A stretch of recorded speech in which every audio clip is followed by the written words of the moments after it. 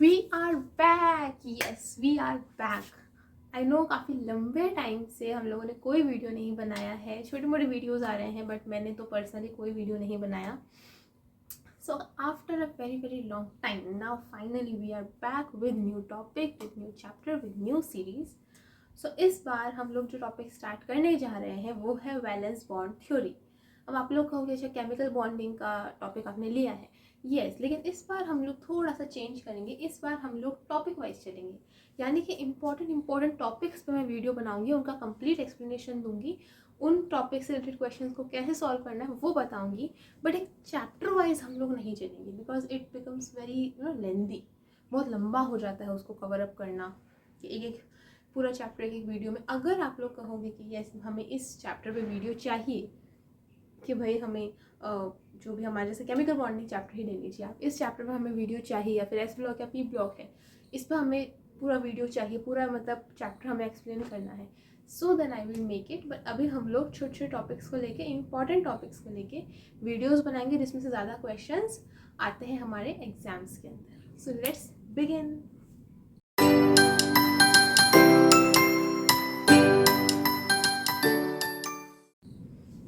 सो देखिए, सबसे पहले आज हम लोग समझ रहे हैं वैलेंस बॉन्ड थ्योरी। देखिए valence bond theory, VSEPR theory, MOT theory, ये सारी थ्योरीज जो है ये एक्सप्लेन की गई, यानी कि दी गई हैं बेसिकली ये बताने के लिए कि किस तरह एटम्स के बीच में बॉन्डिंग होती है।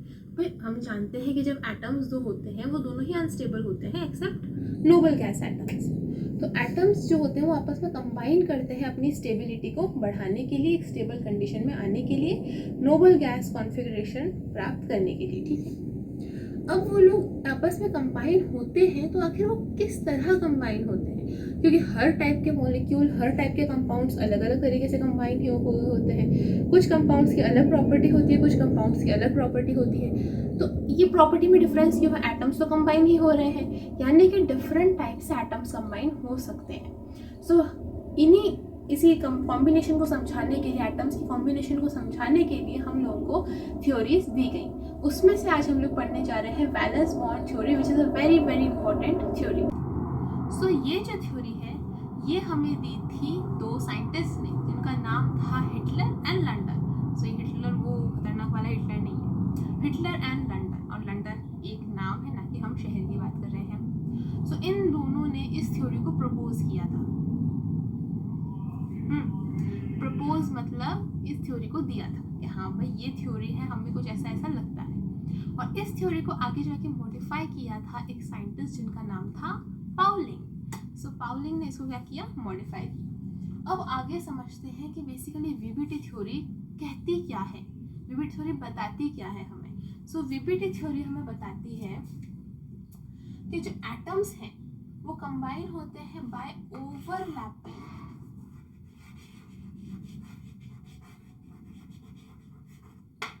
of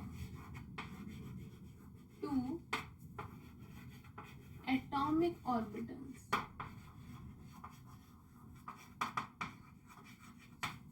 क्या मतलब हुआ इसका? इसका मतलब ये हुआ कि हमारे पास में एक एटम रहा होगा और दूसरा एटम रहा होगा।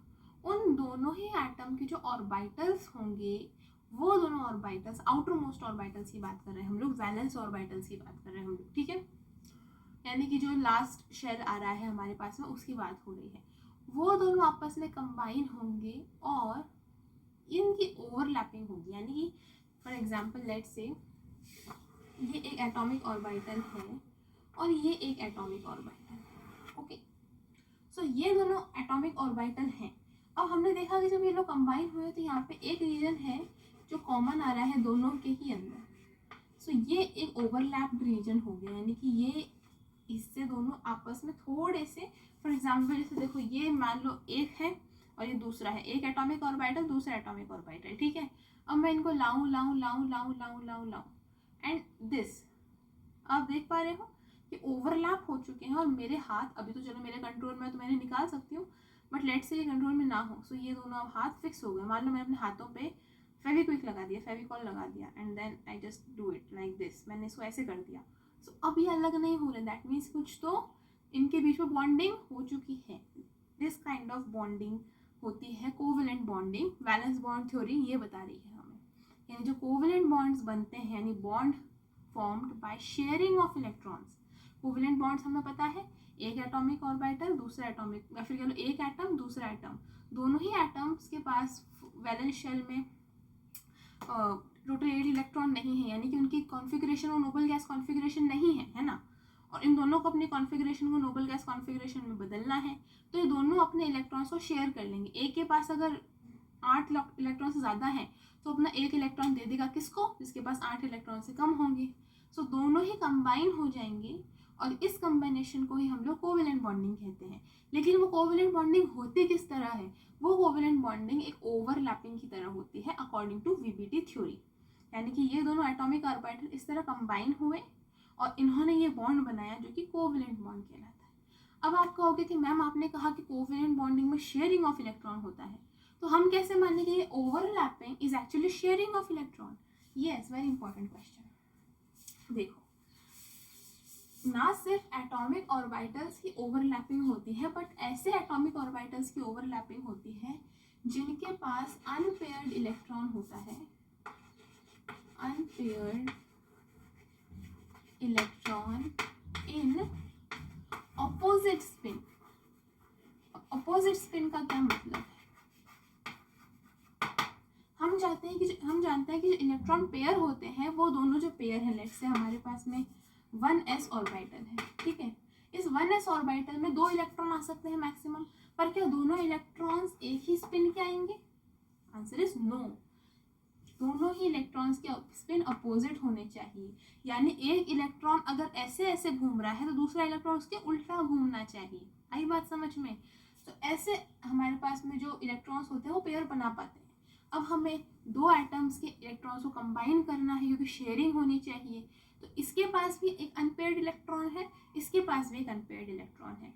लेकिन जब दोनों के पास जो अनपेयर्ड इलेक्ट्रॉन है वो अपोजिट स्पिन के अंदर होंगे तो वो दोनों कंबाइन होके एक पेयर का फॉर्मेशन कर लेंगे। यानी कि मेरे पास में ये एक एटॉमिक ऑर्बिटल है जिसके पास यहाँ पे एक इलेक्ट्रॉन घूम रहा था, ठीक है, इसका न्यूक्लियस मान लो, यहाँ पे इसका इलेक्ट्रॉन है, ठीक है, और इसका स्पिन कुछ इस तरह है, इसमें है ये वाला, ठीक है, यहाँ एक इलेक्ट्रॉन घूम रहा था, इसका स्पिन बिल्कुल उल्टा है, यानी एक अगर क्लॉकवाइज घूम रहा है तो दूसरा एंटी क्लॉकवाइज घूमना चाहिए। आई बात समझ में? ठीक है, अब ये दोनों एटॉमिक ऑर्बिटल कंबाइन होंगे, फॉर्म करेंगे एक मॉलिक्यूल का। सो ये दोनों जब कंबाइन होंगे तो क्या होगी इनके बीच में? ओवरलैपिंग। एग्जैक्टली। सो थोड़ा बड़ा बनाते हैं, थोड़ा आराम से बनेगा। ये और ये, ठीक है, दोनों ओवरलैप कर चुके हैं एक दूसरे के ऊपर, जैसे कि मैंने बताया हाथों की हेल्प से ऐसे ओवरलैप कर गए हैं। तो इसका ये वाला इलेक्ट्रॉन, इसका ये वाला इलेक्ट्रॉन जो कि यहाँ पर थे, इस ऑर्बिटल में थे, वो दोनों आपस में कंबाइन हो जाएंगे, एक पेयर बना लेंगे, ठीक है। और ये दोनों इलेक्ट्रॉन्स देखो इसमें भी आ रहे हैं, इसमें भी आ रहे हैं, दैट मीन्स क्या हुई है? इलेक्ट्रॉन्स की शेयरिंग हुई है। एक ऐसा बॉन्ड बन गया, कोवेलेंट बॉन्ड बन गया। आई बात समझ में? तो वीबीटी ने कुछ कोवेलेंट बॉन्ड को इस तरह एक्सप्लेन किया कि 2 एटॉमिक ऑर्बिटल्स है हमारे पास में, ठीक है, ध्यान से समझना, इंपॉर्टेंट बेसिक है ये। बेसिक अगर समझ नहीं आया, वीबीटी हर जगह आती है, वीबीटी केमिस्ट्री में हर जगह आती है। आगे भी जाओगे तो हमारे पास में कॉम्प्लेक्स कंपाउंड में भी वीबीटी हमें पढ़नी पड़ेगी। वीबीटी इज नॉट के मतलब अच्छा यहाँ पढ़िए खत्म। तो वीबीटी का बेसिक हमें पता होना चाहिए कि वीबीटी बेसिकली बता क्या रही है, ठीक है। वीबीटी बता रही है कि एक एटॉमिक ऑर्बिटल है, ये दूसरा एटॉमिक ऑर्बिटल है, दोनों के पास में अनपेयर्ड इलेक्ट्रॉन है। बेसिकली इस एटम का आउटर मोस्ट जो ऑर्बिटल है हमारे पास में, आउटर मोस्ट जो वैलेंस शेल जिसको हम कहते हैं, उसमें अनपेयर्ड इलेक्ट्रॉन प्रेजेंट है। इसके पास मान लो एक इलेक्ट्रॉन है, इसके पास ये एक इलेक्ट्रॉन है, ठीक है। अब ये जब ओवरलैप करेंगे, ये जब आएंगे, मैं बताऊंगी कि कैसे ओवरलैपिंग होती है बेसिकली, वो भी एक्सप्लेन होगा। अब ये सुनो कि मान लो जब ये आ रहे हैं क्लोज और ये ओवरलैप हो गए एक दूसरे से, तो ओवरलैप होने के बाद में दोनों इलेक्ट्रॉन्स के अगर अपोजिट स्पिन हुए तो ओवरलैपिंग हो जाएगी, वरना नहीं हो पाएगी। सो अपोजिट स्पिन होने के कारण ये दोनों एक पेयर का फॉर्मेशन कर लेंगे, और ये जो पेयर है ये दोनों ही एटम्स के लिए काउंट किया जाएगा, यानी दोनों एटम्स का हिस्सा होगा इस कारण से इनके बीच में शेयरिंग ऑफ इलेक्ट्रॉन हो जाएगी और ये जो बनेगा ये बनेगा हमारे पास में एक कोवेलेंट बॉन्ड। आई बात समझ में? अब समझते हैं कि ओवरलैपिंग होती किस तरह से है। भाई एटम्स आते कैसे हैं एक दूसरे के पास और ओवरलैपिंग कर पाते हैं? भाई एटम्स में से इंसानों की तरह तो है नहीं, चलो दोस्ती कर लेते हैं, नहीं। सो एटम्स किस कारण से ये कॉम्बाइन हो पाते हैं और किस कारण से ये कोवेलेंट बॉन्ड बना पाते हैं वो समझते हैं सबसे पहले। सो देखो हम लोग एग्जांपल लेंगे एक हाइड्रोजन एटम का, ठीक है, सबसे सिंपल सबसे आसान। सो हाइड्रोजन एटम जो होता है हमारे पास में, उसके पास में एक ही इलेक्ट्रॉन होता है जो कि 1s ऑर्बिटल के अंदर होता है। सो ये है हमारा एक हाइड्रोजन एटम का न्यूक्लियस और ये उसका 1s ऑर्बिटल, ठीक है, 1s ऑर्बिटल। ये है दूसरा हाइड्रोजन,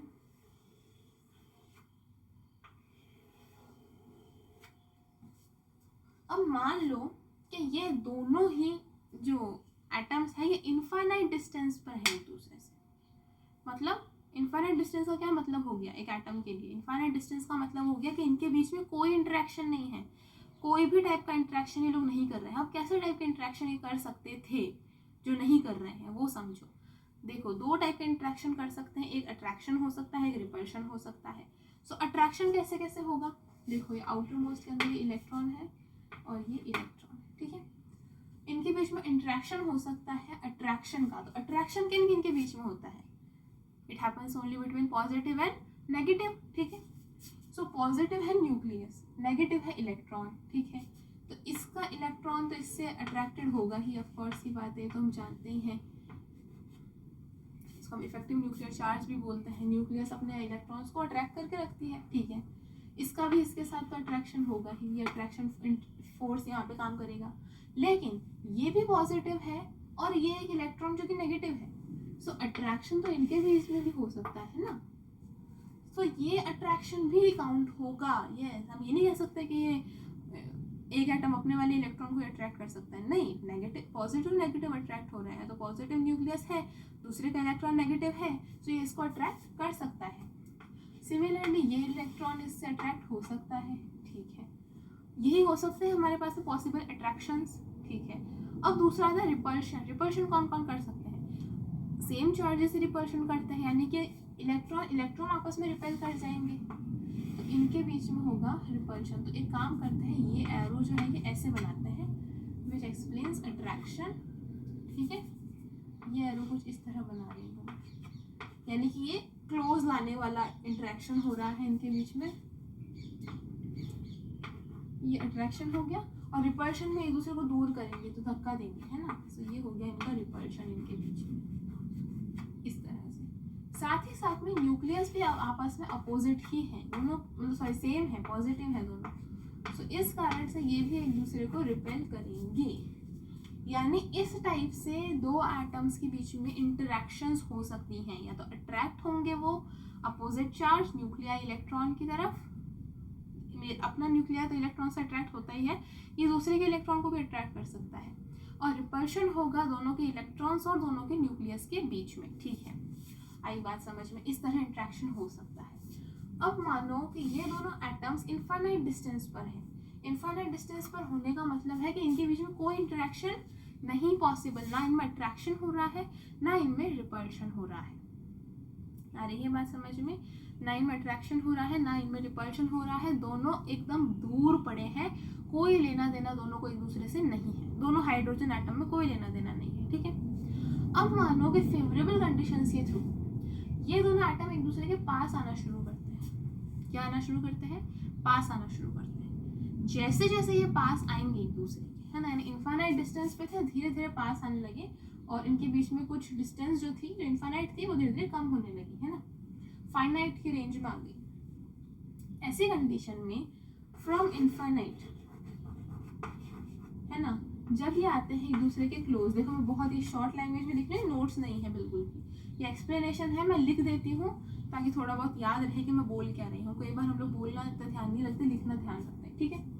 सो इनफाइनाइट से चल के ये दोनों पास आ रहे हैं, पास आने पर इनके बीच में अब इंटरेक्शन स्टार्ट हो जाएगी, यानी ये थोड़ा थोड़ा एक दूसरे को अट्रैक्ट करेंगे, थोड़ा थोड़ा रिपेल करेंगे, ठीक है, यानी कि इंटरेक्शन बिगिंस, इंटरेक्शन शुरू हो जाएगी। लेकिन दो टाइप की इंटरेक्शन हो रही है, अट्रैक्शन रिपल्शन। अगर ये दोनों बराबर बराबर हुएंगी तो ये दोनों ना तो पास आ पाएंगे ना दूर जा पाएंगे, यानी एक ही जगह पे फिक्स रह जाएंगे।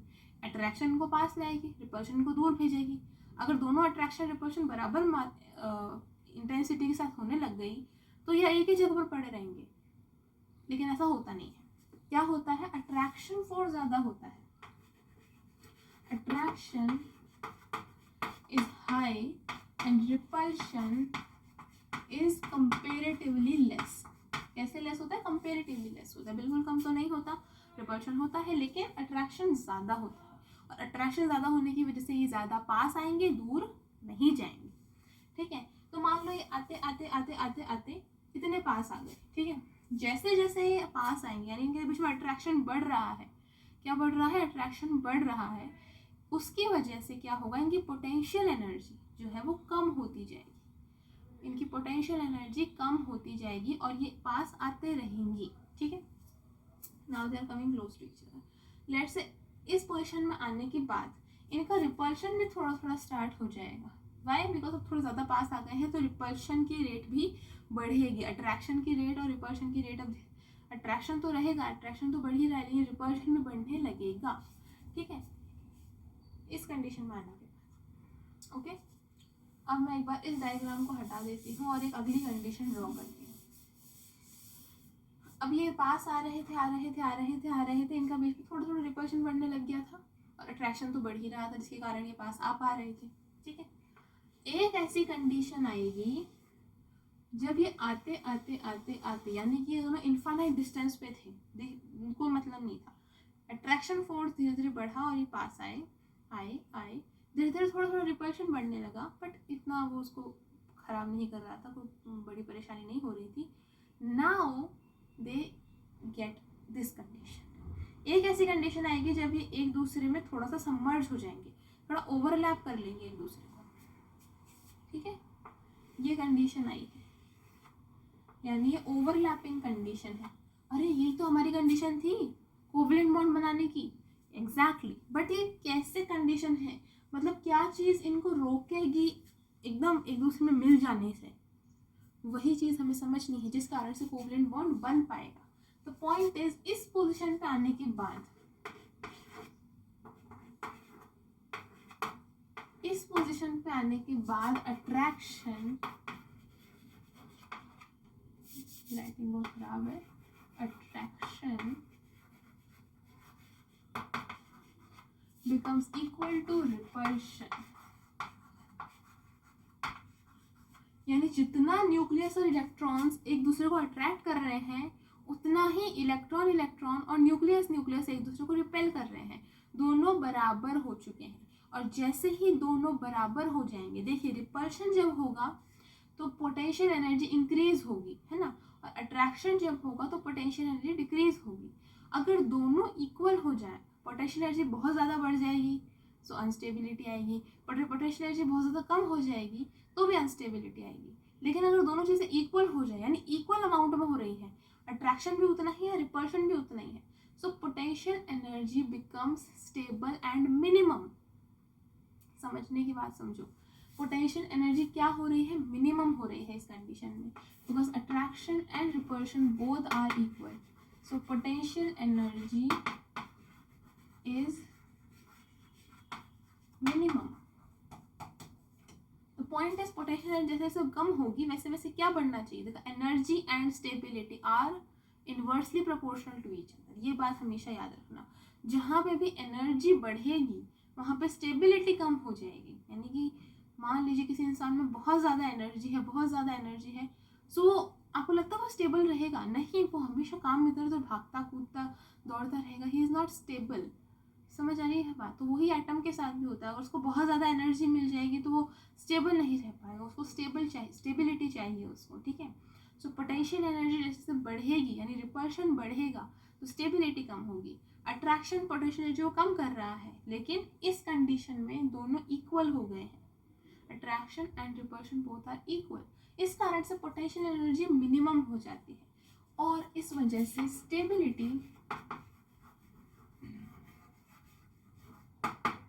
Is maximum. स्टेबिलिटी मैक्सिमम होती है इस कंडीशन के अंदर। आई बात समझ में? यानी जब इन्होंने ओवरलैप कर लिया है एक दूसरे को, तब ये दोनों एक स्टेबल कंडीशन में है। इस कंडीशन के अंदर अब होगा क्या, इस कंडीशन में ये रहना चाहेगा, यानी ये एक फेवरेबल कंडीशन हो गई। अगर इस कंडीशन में ये बॉन्ड बना तो कंपाउंड बड़ा स्टेबल हो जाएगा, ठीक है। और अगर बॉन्ड नहीं बना तो एटम्स आपस में कंबाइन नहीं हो पाएंगे। यानी कि ये कंडीशन होती है जब हमारा कोवेलेंट बॉन्ड बनता है थ्रू ओवरलैपिंग। आ रही है बात समझ में? यानी स्टेबिलिटी मैक्सिमम होती है उस कंडीशन में जब इनके जो अट्रैक्शन और रिपल्शन दोनों ही जो होते हैं वो इक्वल हो जाएं और ये थोड़े ओवरलैप कर जाएं दूसरे को। ये तब होता है जब ओवरलैपिंग हो जाती है ना, ये ओवरलैपिंग हो गई, ठीक है। अब अगर ये इससे ज़्यादा अंदर गए, यानी इससे ज़्यादा कंबाइन होने की इन्होंने कोशिश करी, तो रिपल्शन बहुत ज़्यादा बढ़ जाएगा। आप खुद सोचिए, न्यूक्लियस पास आने लग जाएंगे। रिपल्शन बहुत ज़्यादा बढ़ते ही पोटेंशियल एनर्जी बहुत ज़्यादा बढ़ जाएगी। मैंने बताया रिपल्शन से पोटेंशियल एनर्जी बढ़ती है और पोटेंशियल एनर्जी बढ़ते ही स्टेबिलिटी कम हो जाएगी। आई बात समझ में? स्टेबिलिटी हमारी कम हो जाएगी। दैट मीन्स कि हमारे पास में ये कंडीशन होनी चाहिए, अट्रैक्शन रिपल्शन के बराबर होना चाहिए, पोटेंशियल एनर्जी मिनिमम हो जाएगी, स्टेबिलिटी मैक्सिमम हो जाएगी और ऐसी कंडीशन के अंदर हमारा कोवेलेंट बॉन्ड आराम से बन सकता है। अब आती है बात कि अच्छा, सो इस कंडीशन के अंदर जो हमारे न्यूक्लियाई होते हैं इनके बीच का डिस्टेंस कौन सी कंडीशन में? स्टेबल कंडीशन में, जब ये दोनों स्टेबिलिटी में आ चुके हैं। इस कंडीशन में जो हमारे न्यूक्लियस के दोनों एटम्स के न्यूक्लियस के बीच का डिस्टेंस होता है उसी को हम लोग बोलते हैं बॉन्ड लेंथ, ठीक है। Which is not the minimum distance but the stable distance, है ना। इनके बीच का डिस्टेंस इनफाइनाइट था, पास है, कम हुआ। इस कंडीशन में आने के बाद ये जो डिस्टेंस इनके न्यूक्लियस के बीच में बच गया, ये डिस्टेंस बॉन्ड लेंथ कहलाता है।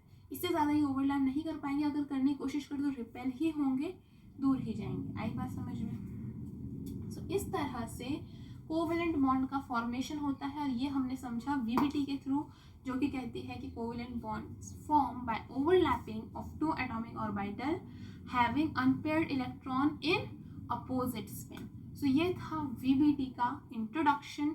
अब इससे आगे बढ़ेंगे एक बहुत ही important topic which is hybridization. So I hope आप लोगों को वीडियो अच्छा लगा होगा। हम लोग वापस से आ चुके हैं तो हम लोग नए वीडियोस लाते रहेंगे। आप सब भी हमारे चैनल को प्यार देते रहना। Thank you so much.